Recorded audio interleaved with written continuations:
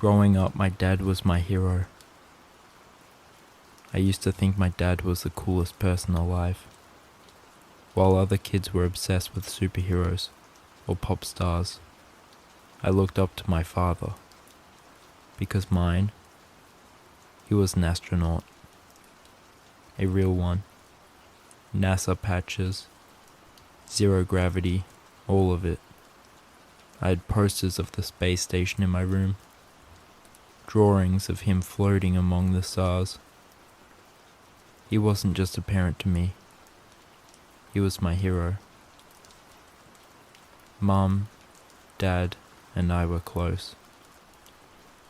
We had our routines, movie nights, backyard stargazing, inside jokes that only made sense to the three of us, even when he was gone on long training stints or missions. He'd send voice recordings from space. I used to play them on repeat. Then Dad got the ISS assignment. It was 6 months in space. I was 7 when he left.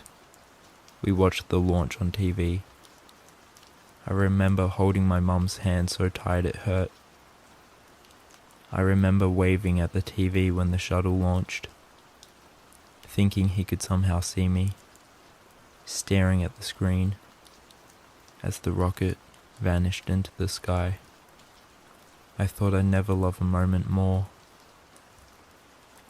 For 6 months I bragged to the other school kids how my father was in space until he returned back home.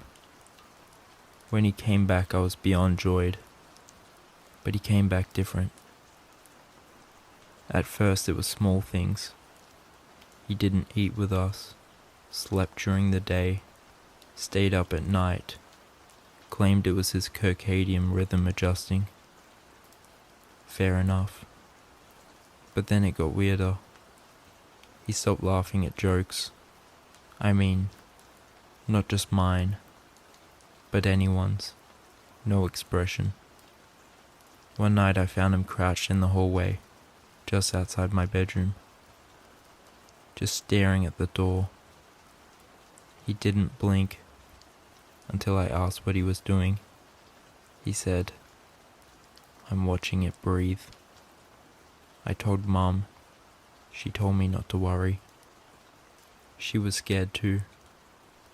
I could see it in the way she looked at him, like trying to recognize a stranger, wearing your husband's skin. Things escalated. He stopped going outside, locked the basement door and spent hours down there. The smell that started seeping through the vents was putrid, like wet rust and spoiled meat. Once I caught him whispering to a jar of rocks, just repeating the same phrase over and over in a language I'd never heard. One night I heard a thud, then a scream. I ran to Mum and Dad's bedroom and found my mum backed into a corner, trembling. My dad stood over the bed, his eyes wide, pupils dilated, like 2 gaping voids. He just stared at her, with his teeth out. He turned and smiled at me, and something was wrong with that smile. Like it didn't belong on his face, like someone else was using it.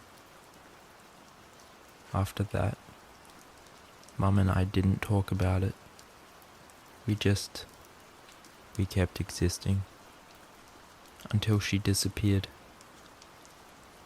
She said she was going to the store and was never seen since. The police searched. The neighbors helped, but nothing. Dad told me she probably left us. I knew better. I remember asking him if he knew where she is. He just looked at me for a long time, then said, "She asked to see what I brought back." My grandparents took care of me after that day. Others had noticed how my father was now different. I didn't look back. We lost contact. Last I heard, Dad had quit all the NASA-related projects, said the stars did not call to him anymore. I'm 24 now. Last night I had a strange dream. It was about my childhood home, the basement, but I couldn't see anything. It was pitch black. All I could hear was a slow, heavy beating, like a heartbeat echoing through the dark. Then I woke up. That dream stirred something in me, a memory of the life I used to have, the family we used to be. I don't know what I expected, but I decided to go back to the house, back to see my dad. Maybe he'd changed. Maybe I could feel something close to normal again. When I arrived, the place looked worse than I remembered. The lawn was overgrown, wild, but his car was still in the driveway. I rang the doorbell. No answer. Knocked. Still nothing. So I went around the back. The back door was unlocked. I let myself in. The house was quiet, dusty, hollow. I wandered through each room, but they were all empty, except for when I got to the basement door. That's when I heard it again. That same slow, heavy beating. When I walked into that basement, the smell hit me like a truck. But it wasn't rot. It was coppery, oily, almost metallic, like blood and battery acid. And the walls were covered in drawings, symbols etched into what looked like dry blood, orbit patterns, internal organs, faces without eyes. In the center of the room was a metal table, and on that table was my father, or what was left of him. His chest was split open, carved into a perfect starburst, ribs cracked outwards like flower petals. His heart was missing, but there was something else stuffed inside the cavity. A chunk of black rock, pulsing faintly, like it was alive. His hands were mangled, fingernails torn off, the skin under them stained dark red. He did it to himself. There was a recording on the table, one of those old NASA field recorders. I hesitated, then pressed play.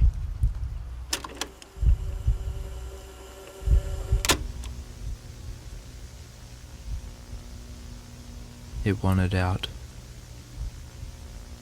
I didn't know it had come with me. Not at first. It didn't speak in words. Over the years it grew inside me. It showed me things. What's waiting between the stars. The silence out there. It isn't empty. It's listening. I carved it out so it wouldn't get to you. I hope that's enough. I'm sorry.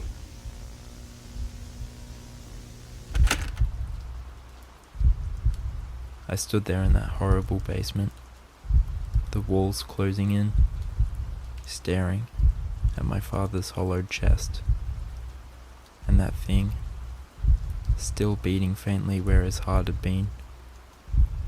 I didn't take it. I didn't touch it. I left the way I came, quiet, shaken, and alone. I didn't know what to do. There was no one I could call. Who would believe me anyways? The truth is, no one cared. No friends, no visitors. Just a forgotten house that no one wanted to drive down to. So I did the only thing I could. I burnt it all down. The house, the basement, whatever was left of him, and whatever was still down there. Now I lie awake at nights, staring at the ceiling, and I feel something inside my chest, moving, subtle, slow, like a second heartbeat that isn't mine.